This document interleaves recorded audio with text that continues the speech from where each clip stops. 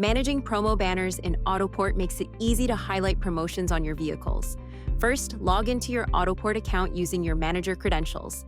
On the left-hand menu, locate the Promo Banners tab and click it. You'll start on the Create Banner page. Here you can select a pre-saved banner template or create a new one.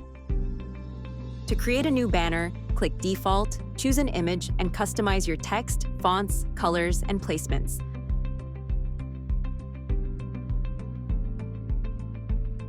When your banner is ready, click Save in the upper left corner above your banner.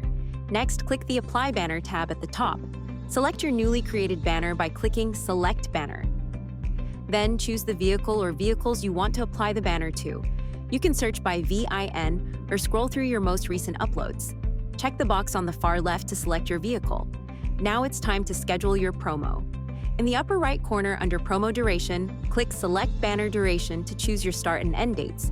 You can also set banners to turn on or off automatically based on vehicle age. Just choose an operator like more than or less than, enter the number of days, and select age.